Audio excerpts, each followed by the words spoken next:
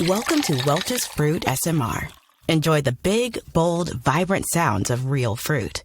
Orange, pineapple, apple juice. Strawberry spread. Sparkling rosé.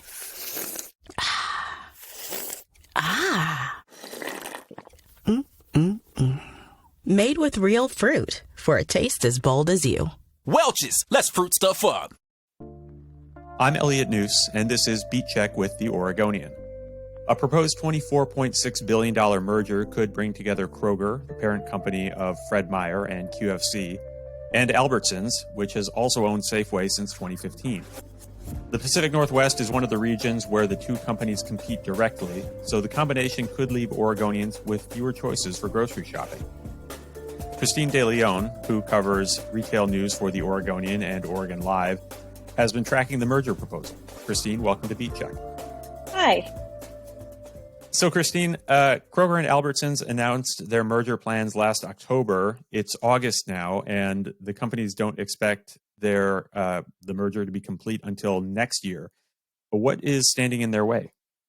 So Kroger and Albertsons have to face the Federal Trade Commission, and right now the FTC is pretty strict on merger proposals or mergers, and they're worried about that this merger would result in a monopoly in the grocery industry. And so Kroger and Albertsons have to jump through a lot of regulatory hurdles. What kinds of things is the FTC looking at when it's examining this deal? So they're looking at if this merger will reduce competition, and usually if when there's monopolies, it's likely to impact consumers, because with reduced competition in the grocery landscape, companies could raise prices because they have no other competitors. You spoke to Kroger CEO Rodney McMullen recently about this deal. What's his argument for allowing it to move forward? So his argument is that, well, one, the grocery landscape has changed dramatically in the last 10, 20 years. And so our idea of what's a grocery store is very different from what we thought of a grocery store 10 years ago. So they consider Walmart and Amazon and Costco to be like their competitors, whereas we usually think of a Safeway or Fred Meyer or an Albertsons to be a grocery store, or like New Seasons. His case is that, a third of grocery sales are through Walmart, and they feel like if this merger goes through, they could compete against the Amazons and the Walmarts of the world and reduce prices for consumers.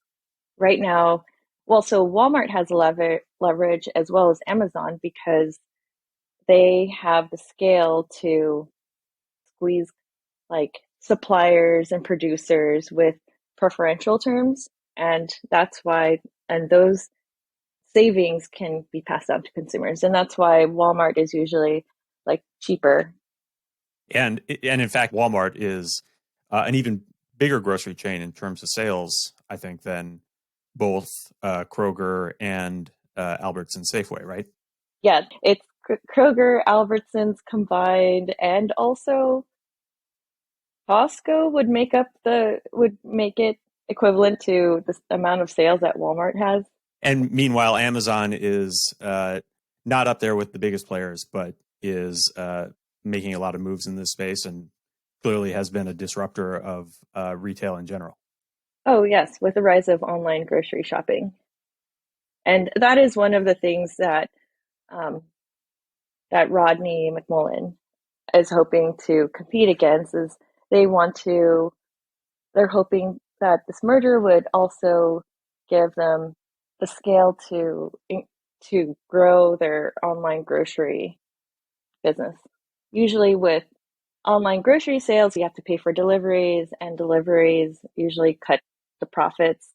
There's already really low profit margins in the grocery industry, and even much lower when you have deliveries. And with online grocery sales, well, you just need to have the scale to allow for that. And with this merger, they will have the money and size to also grow their retail media landscape, which they hope to offset the cost for their online deliveries. So that's what Kroger CEO Rodney McMullen says. You've talked to a number of other experts and market analysts and people who have some other interest in the merger. What do they all say about that? So some industry analysts say that they're kind of skeptical about this merger going through because the FTC has taken a pretty tougher stance against mergers. But okay, so they do agree that they understand. I think nobody denies that they understand that this is a business move, and it will allow Kroger-Albertsons combined to be able to compete with the Walmart and lower prices. And if they wanted to compete in the online grocery landscape, by combining, they could combine their operations and just be more efficient and streamlined, and you could cut more costs that could be passed down to the consumers. But they're skeptical that this would go through because, well, the FTC that they're dealing with right now is more likely to use a narrower definition of what constitutes the grocery industry, and that's like your New Seasons or like Zupans and Albertsons, Safeway, and not Amazon or Costco and such. I guess can you talk a little more about the promise to lower prices? I mean, if that would be the result here, what would be the FTC's problem with that? So in the landscape, there's other grocery chains, and one thing is that they could view this as like not the solution to all of these other monopolies in the industry already, like the Walmarts and Amazons. And so this would just hurt producers and suppliers. And so they're trying to prevent more of these mergers where they're already like reducing competition with independent grocery stores. Is there a worry that in the longer run that even if prices go down in the short run, that in the longer run, it might not shake out that way as it might if there was several large grocery chains competing? Oh yeah, because you would drive business away from the other stores. And I talked to the National Grocers Association, and they represent independent grocers across the country.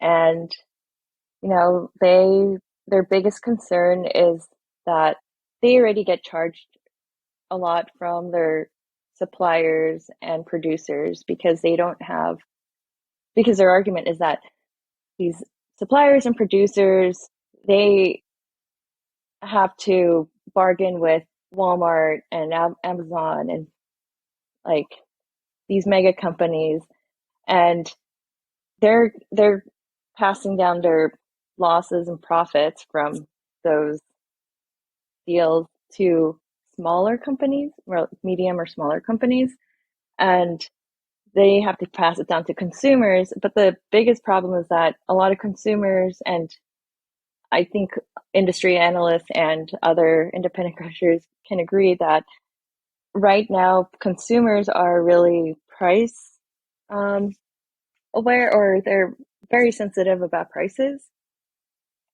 because of inflation. And when you have food inflation, people are more likely to change their consumer behaviors and shop at like discount stores or grocery stores that have lower prices.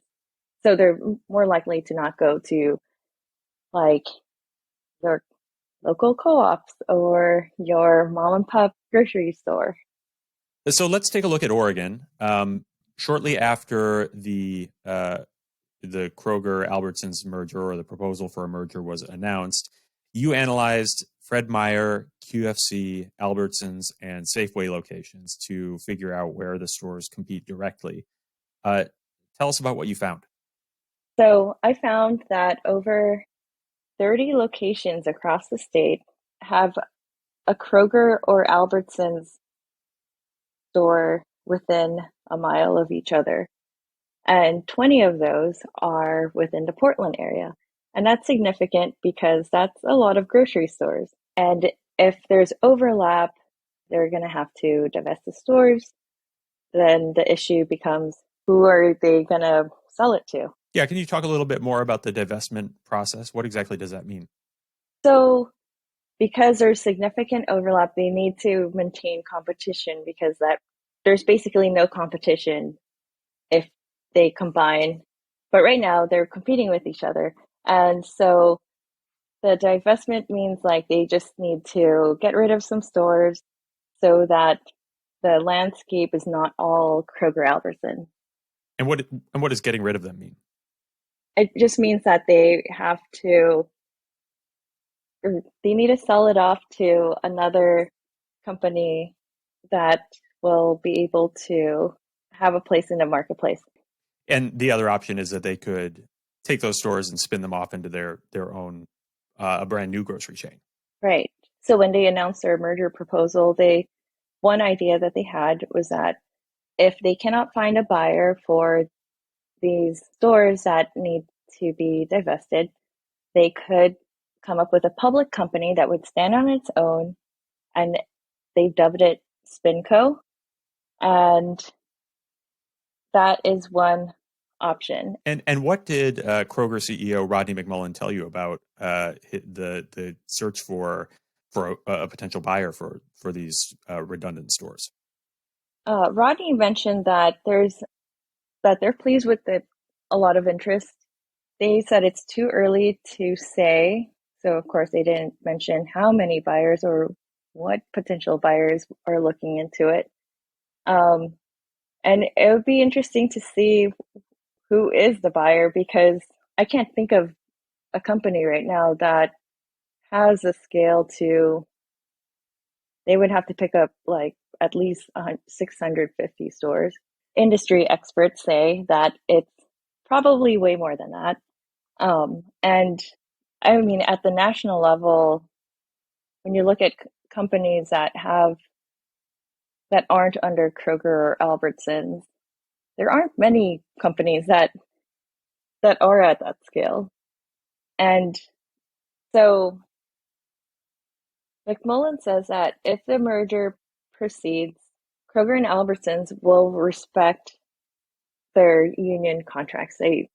That they're going to make sure that any stores that get divested, or any of their properties or facilities that get divested, will be sold to buyers that will be committed to keeping those union contracts. At the same time, the two biggest unions that represent Kroger-Albertsons employers, which are the United Food and Commercial Workers Union and the Teamsters Union, they formally oppose the Kroger-Albertsons merger. And they oppose the merger because of the lack of transparency that they've seen from Kroger and Albertsons, like giving them assurances that their jobs will stay intact after the merger. They're right to be concerned because industry experts do say that while frontline associates, which is like the store workers you see as a consumer, they're more likely to keep their jobs because the buyer of the divested stores will be promised to keep the unions. But the industry experts worry that the manufacturing plants, distribution centers, and warehouse employees, like their fates are more uncertain because usually with mergers, those get consolidated. Well, they're going to have to find a buyer for those manufacturing plants and distribution centers and warehouses. Or when you consolidate those facilities and operations, you're likely going to have to cut down workers. So for Oregonians, this might all sound a little bit familiar because it wasn't all that long ago that Albertsons bought Safeway, and that brought two of the region's major grocery chains under the same ownership. But what happened after that? So when Albertsons bought Safeway in 2015, it had to sell off about 150 stores, and they sold it to this Washington-based grocer called Hagen. And it didn't work out well. Just months after they sold it off to Hagen, Hagen filed for bankruptcy, and it ended up having to sell some of its stores back to Albertsons for a much cheaper price. And basically, that's just like a sign of that they couldn't compete. These divested stores pretty much failed. And so that is like a classic look. And I believe that the Attorney General uses that as an example of why these mergers are not good, because it does reduce competition. Hagen pretty much, they filed for bankruptcy, and some of those stores were sold back to Albertsons and operated under the Albertsons banner, but then it led to some store closures. And so you are left with some food deserts. They were a small company that just wasn't prepared to take on 150 stores. They didn't have the money or experience to grow that big overnight. And that's like interesting because that was just like 146 stores. This is going to be like 650 or more stores. So I cannot even imagine of a grocery chain that could take on more than like a 650 or more.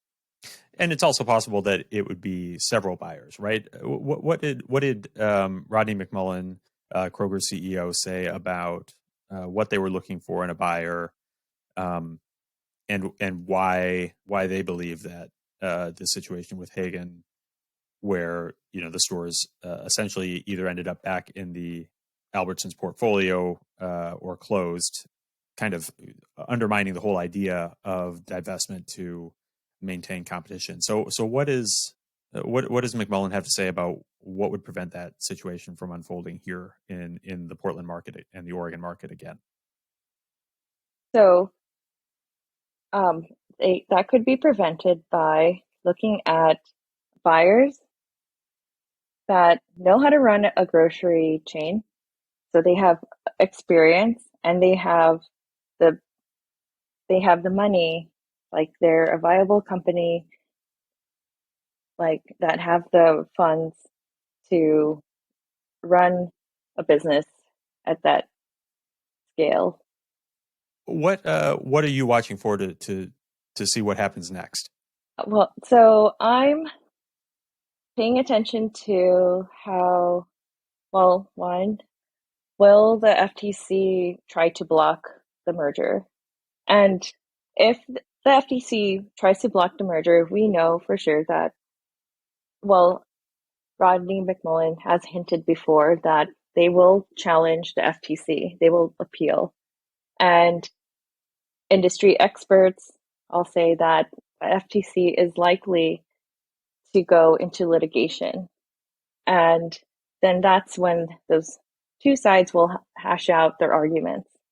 So it'll be interesting to see what the FTC does. We'll see how it plays out. And then from there, it's going to be a toss-up. Industry experts say that the FTC is not afraid to go into litigation, even if they're not going to win. And if they don't win, we'll be paying attention to who's going to be the buyer and how many stores will be invested. And of course, if it goes into litigation, if the FTC and Kroger and Albertsons are hashing it out in court, then that means that a lot of this discussion will move into the public sphere, and that'll be really interesting for retail reporters like yourself. So we look forward to seeing more coverage, and thank you for coming on Beat Check. Well, thank you. We'll put a link to Christine's coverage in the show description, and listeners can also find that coverage at OregonLive.com/business. And thank you for listening to Beat Check with the Oregonian. If you like this show, please give us a 5-star rating and review on Apple Podcasts. It helps people find the show. And you can also tell a friend. The very best way to support our journalism and reporting like this is with a subscription to the Oregonian and Oregon Live. You can do that at OregonLive.com/pod support. Until next time.